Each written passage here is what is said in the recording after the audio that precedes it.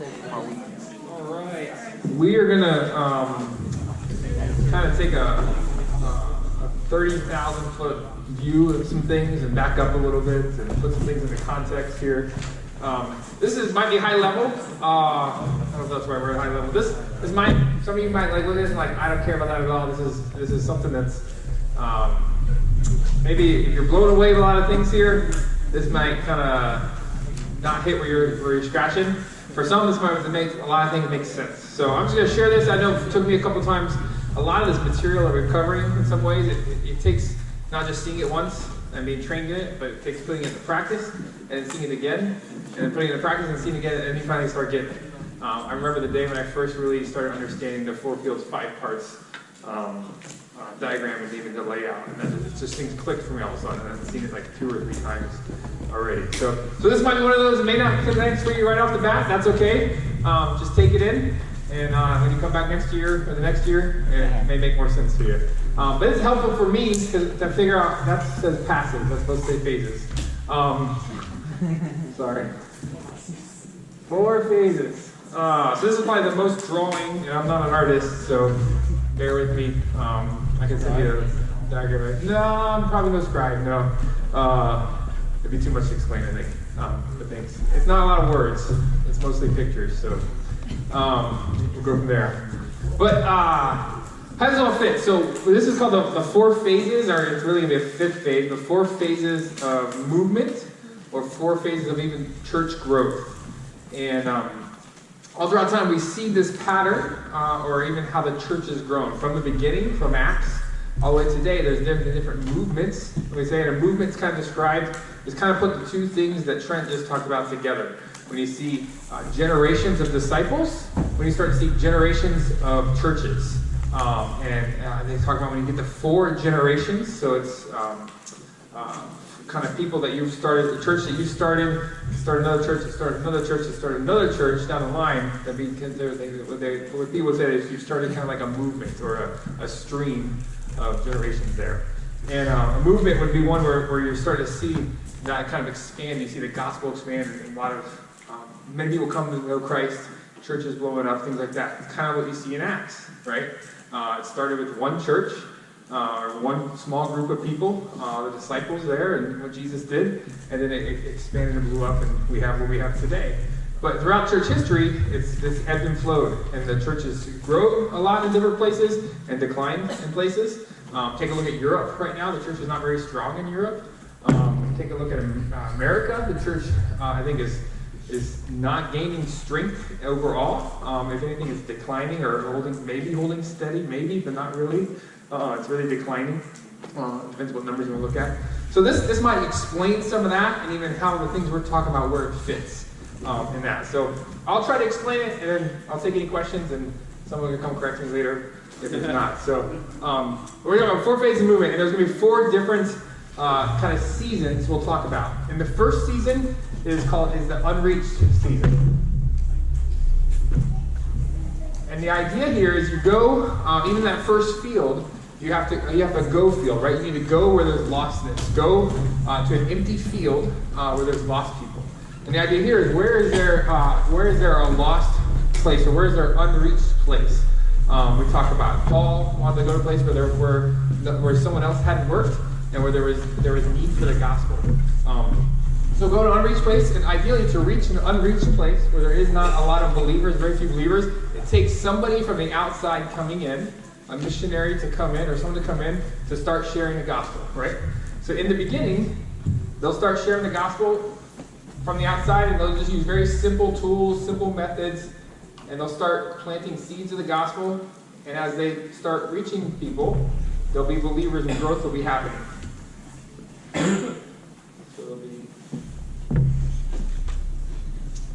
There'll be growth happening. People will be coming to know Jesus, and it'll be a very simple process. A lot of kind of some things we talk about. Simple process will be happening of just sharing the gospel, sharing the gospel, starting to disciple, and starting to gather people. And churches will start gathering. So the dots are believers here, and then churches will start gathering.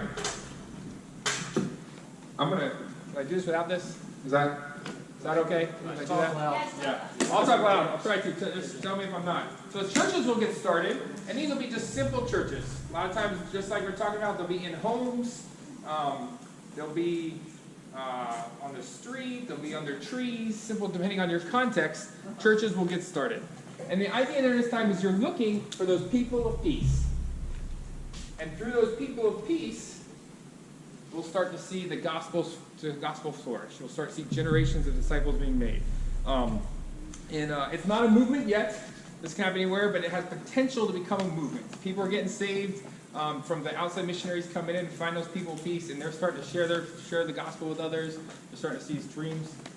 Their families come to know Jesus, and the gospel is starting to go forth. And this would be called the kind of the first season, the first phase is unreached phase. The next phase would be called the movement phase.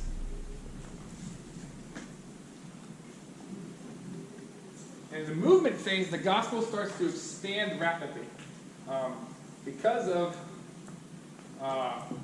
these all the different believers have been trained on how to share their faith and reach their families, and so the gospel starts to expand more and more and more. So you start seeing believers in this rapid growth of the gospel, and this is mostly through these people of peace and people active in sharing their faith, and they've been taught how to disciple, how to grow, how to similar follow the work-field process there. And a lot of this is because of the strong foundation of the priesthood of believers, right? We have this priesthood of believers is strong, and we see that everybody's involved in making disciples and starting churches, sharing the gospel, priesthood of believers. So, and in this same thing, you're going to see churches get started. Lots of simple churches will get started. There'll be rapid growth. Starting to see maybe 4 generations of disciples, many streams of disciples. And in that, you'll sometimes see superstars come out of it. For lack of a better term, superstars. People who are really equipped and really excited, and they're the ones that are kind of the super evangelists. They start sharing the gospel a lot. They start seeing many streams. You'll start sometimes seeing superstars emerge, or the go-getters, right? The ones that are out there kind of doing it. Everybody's involved, but you see some that run it. And sometimes these superstars will start churches and be kind of leading these churches. But there's still this rapid growth of the gospel. And again, let's see what else is there. Yeah. And most of the growth has come not because of the missionaries that came in, but from the locals, from the indigenous people, or wherever that people group is. And a lot of that growth comes from them now because of their oikos, because of their connections, because of their even knowing the culture or whatever the situation is. With me so far? All right. So the next phase, all kinds of markers here. The next phase will be the formalizing.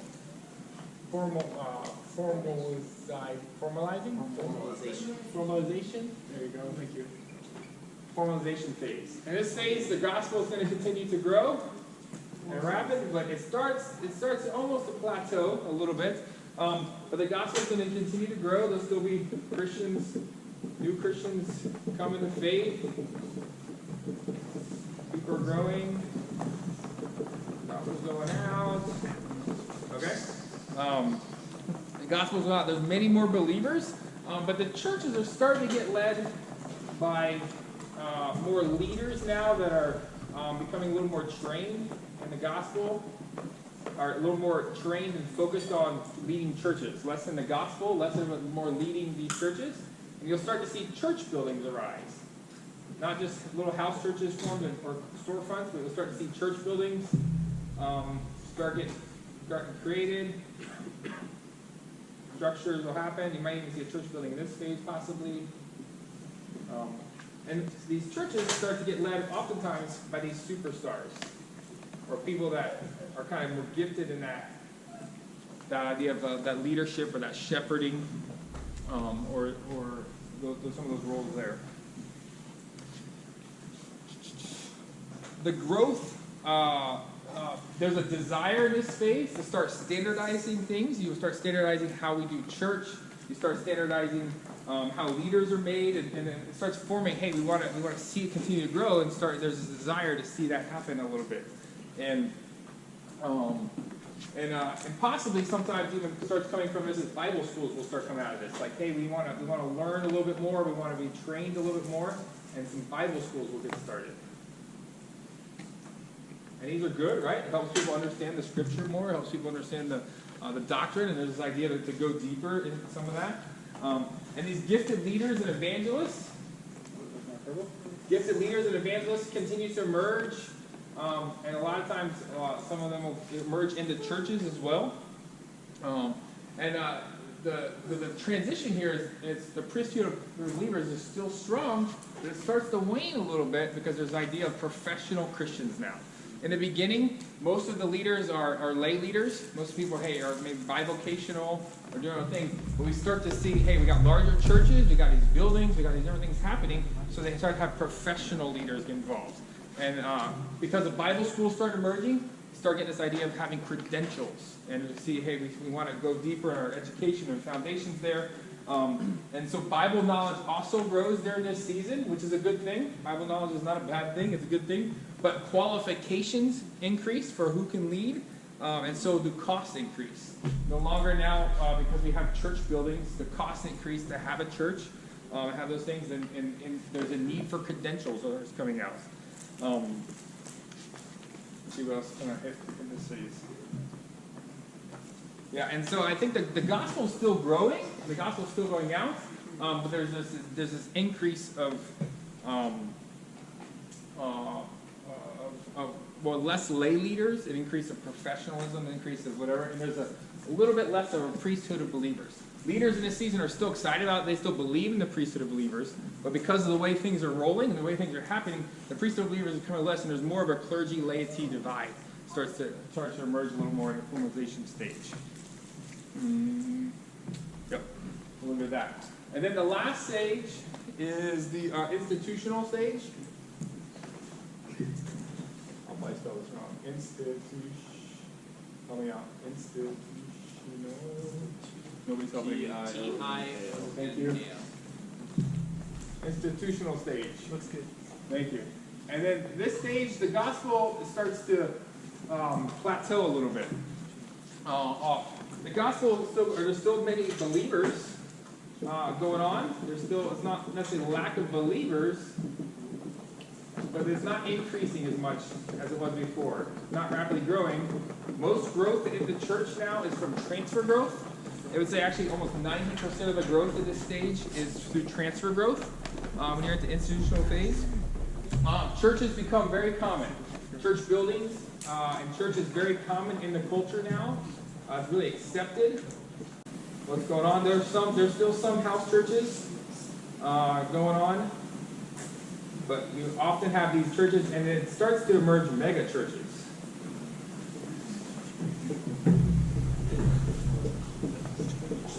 Led by the superstar Christian.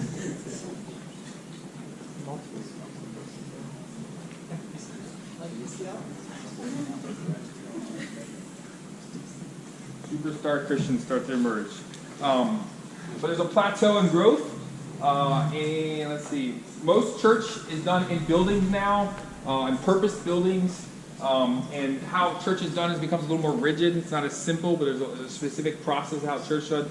Leadership often starts happening in Bible schools, but now there's this requirement even to go to seminary. The seminaries start popping up, and even institutionalized things in the church start popping up. You start getting Lifeway, you start getting all these book distributors and good things that are good, but it becomes very much institutionalized system. To become leaders, it really takes a lot of schooling or credentials, and that's what people desire for. Lay leadership is very small. The priesthood of believers has kind of, again, not that people don't believe in it, but there's this much bigger divide usually in the institutional phase. People start less, and early on people are sharing their faith with their friends and their peers and their oikos and bring them in their simple churches. And this, as it gets later on, people start, they meet their friends and they start bringing them to church. And you start seeing this division of like, hey, less of I can do discipling, I can do help lead church, and I'm bringing them to a church, and the church will take care of it for me. And it becomes a season where the professionals do all the work. It's not like this everywhere, but this becomes what is more the norm or the matter, or more the norm in the what's kind of accepted. Most growth is through transfer growth. And they would call this the institutional phase of the time. Each of these phases can be years or centuries or decades. It's not necessarily like year 1, year 2, year 3. They can last a long time. They would say that a lot of people say that the church in Acts, that first movement kind of went into the 4th century, before it got to the institutional stage. I don't really know the facts on that, but that's just what I understand. When we get to this part, though, it doesn't just stop and goes on forever. Usually, one of two things happens. There's a decline, and the church starts to die. That's what we saw in Europe. That's what we see in a lot of places. Or there needs to be a revival. And we've seen that as well. That's usually what needs to happen at this stage is either a revival or a decline. One of these two things will happen with the church. And I don't say this to say one thing's wrong and one thing's bad. It's not like oh, this is what we need to do and none of this. I'm a product of this right here, and almost everybody here is a product of this phase, right? We're all in this phase in America, and a lot of us probably came from a church that was really focused on this phase of life or this phase of movement. But when this happens, we see less growth of new believers, and really much the professionalization of ministry and whatnot. So I think it's helpful to understand this a little bit and understand if we want to reach unreached, unengaged people groups. Oftentimes, what happens now is a Christian over here will say, hey, I want to go reach the lost. So they leave this phase or whatever they're in, wherever their context in, and they go to a context where there's an unreached people group. Right? So they go somewhere where there's no Christians, and hey, we want to reach that. This is a good thing. Missionaries do that. But what often happens is they take the ideas that they know here, and they start trying to implement them here. And they bring in the idea of like, hey, you got to have a church building. Hey, you got to have a seminary degree, and you got to have these ideas that really aren't necessarily bad things, but they really slow growth down, and it doesn't allow the gospel to expand rapidly early on. So we often see that. So oftentimes, what we need to do and learn is that when we go to a new context or an unreached context, we have to go back to some of these ideas of the priesthood of all believers and having simple tools, simple methods, and seeing the gospel go forth through oikos and through the locals there. Sometimes you'll see people in this stage, in an unreached people group stage, or in a stage about movement, and then they go visit a context of somewhere else that's institutional.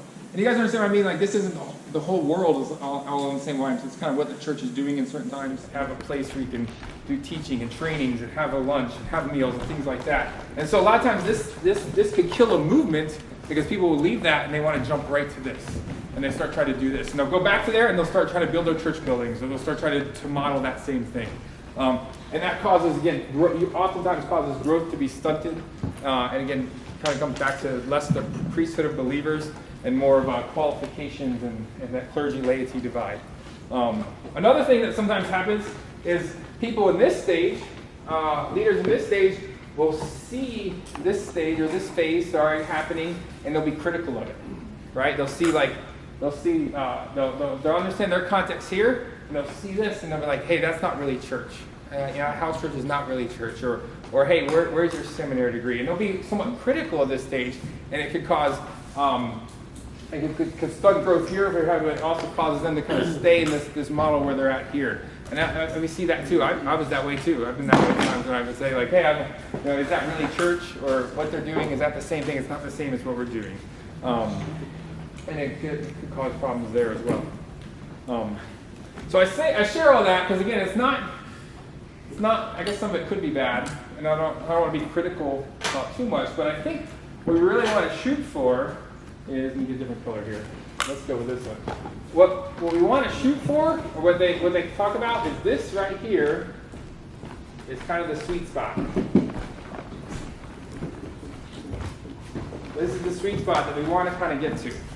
Or not maybe get to, but kind of stick at. This is where movement's happening. And what I mean by that is is there's still this strong priesthood of believers, but there's still this growth of Bible knowledge, this growth of, there is some professionalism, there is some church building, and some need for that. And again, a lot of great things have come out of these superstar Christians who are great communicators or great at seminaries, and they help. But it also still allows for the smaller house churches or the priesthood of believers or the gospel to rapidly expand. Because this is where there's going to be so much growth in the gospel going forward to new believers.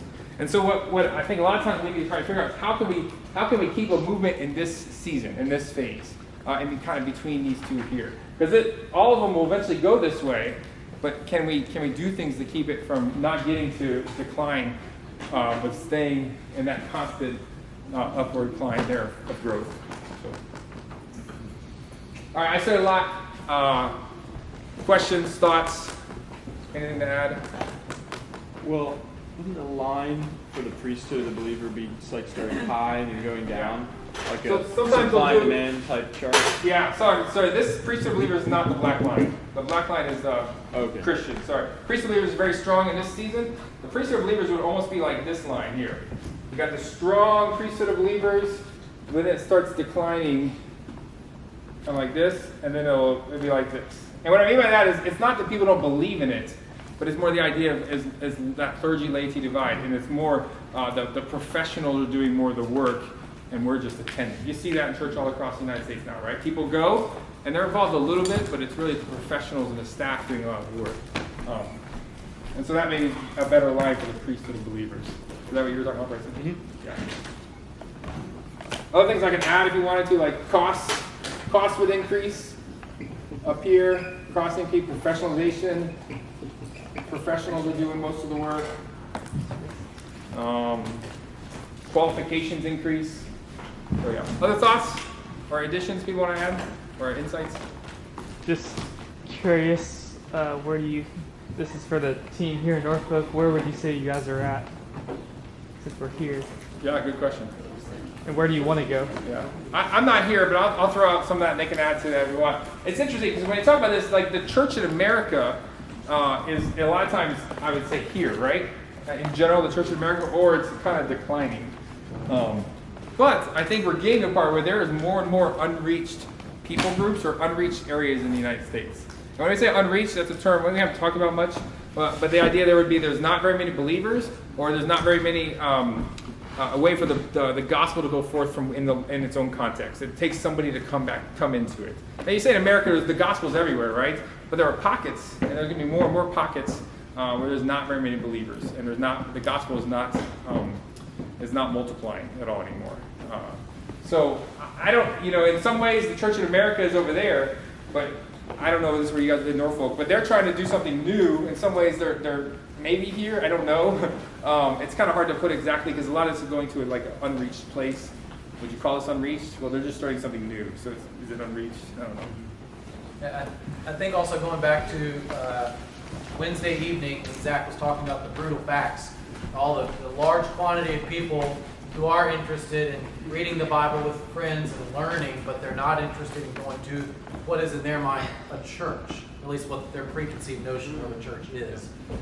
So might just be thinking about, okay, well, how can we break out of that mold from the negative connotation that the word church has in our society? Right. It was like, okay, how can we form a new box? Like they have this box about what they think church is. Right. We don't want them to put us in that box. We want to create a new box in their minds. Okay, this is different. Right. I'm interested in this. This could be the 60% that's not willing to go to church, or the 70% not willing to go to church, but they're willing to study the Bible, right?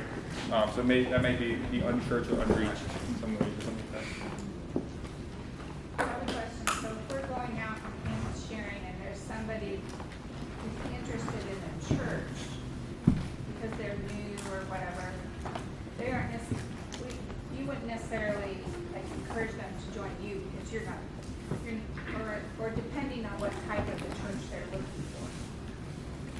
I would say if they're interested at all in learning about Jesus and connecting with other believers, yes, come be with us. It may not look like what they think church would look like, big Sunday service, but it's still very much church. And many times they think they're looking for something specific, but maybe the Lord is directing them to something that they didn't even realize was available. Yeah, I think you could go ahead and say, we're doing church, we're just doing it a little different, and so come check us out. Come let us show it. Start the discipleship. Again, I think we've got to be realistic. We are here. We are here as a nation, as a people, as a South. We are there. The Southeast Seaboard, we're classified from Virginia down to Florida as an unreached people group. Those who are on the shore. That's just the way statistics are. We are in decline. And though, it's like, 90% are lost. And depending on where you go, I know Zach said that 60%, 40% would go to a church meeting. I'm finding across the board in your generation, that's a lot higher. A lot lower. They're not going to a church event. They just aren't. And so that's why we have got to bring this back here if we want to see any healing in our land. And though we have done it one way, it's funny talking to people about the value of your children. And Barbara and I, we homeschool. And we are very pro-homeschool. Have your children develop their character. Release them in high school, possibly, to go into the mission field. But you talk to people and say, oh, no, man, it was great when I was in grammar school. It was great. He said, your grammar school and today's grammar school are two different things. It is not the same. You are if you send your kids into public government school, you are sending them into Babylon. You just better be aware of that. Now, again, I'm getting on a soapbox here. But it's realistic. If we think, well, church here was good for me, it should be good for everybody, we're not being realistic. That's why we have got to understand God's heart is never for us to decline. It is never. It's for us to claim the priesthood. And ideally to have men and women who are in these churches. I think of David Horner down in Athens. It's like, at first he was saying, no, Rich, you got to bring everybody that you're reaching out to Living Hope. And then he started seeing Acts 8, that when Philip went into Samaria, Philip didn't bring the Samaritans back to Jerusalem to be church. They were a whole different culture. And so he understood, and David understood and said, I release you. Yeah, you do what you need to do to start all these house churches. And as we go along, let's get the leaders together. But I don't want, you're right. You've got a culture that you're reaching that will not relate to our culture now.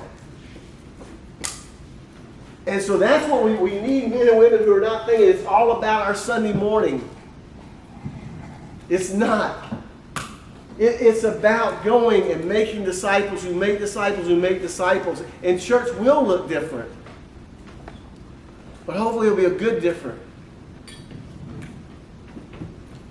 And okay, I like what you said, because it's not one or the other. It's not like, hey, we just need simple churches, or hey, we need church buildings. It's how are we working together and how are we releasing people. We didn't get in too much in the apes and STs and that, but like how are we releasing these super spreaders here, or these trainers here, to be not stuck in the church, but out into the gospel and out in the harvest. But then those gifted teachers and we still need teachers. We still need people who are theological. We still need it. So it's working together. It's not one or the other. I think is helpful. But how do we release and still have this strong priesthood of believers aspects, and not have all these requirements that are have to and how to do church or how to disciple? Man-made requirements of this. Yeah. What about those who have a passion for cathedral building? The organ. Burke's got some words for them. As long as they're making disciples who are making disciples, let them build all the buildings they want. But if they pursue their dream above God's dream, it's the wrong dream. Is it not? Yeah. They may say, I want to build a cathedral. That's great. But if they're not making disciples who make disciples, then they've got the wrong vision. Because Jesus, He's our master. He bought us. We've been purchased with a price. And His mission, our mission. His model, our model. Yeah, lay that foundation of following Him, and then yet you want to do other things. Do it. First things first. What is it? Ring collective song.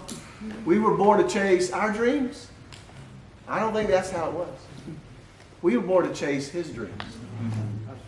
We've got dreams, but if our dreams come before His dreams, it's an idol. It flat out is. And we've got to keep remembering. I got to keep remembering that. And so, yeah, that's a long answer to a short question.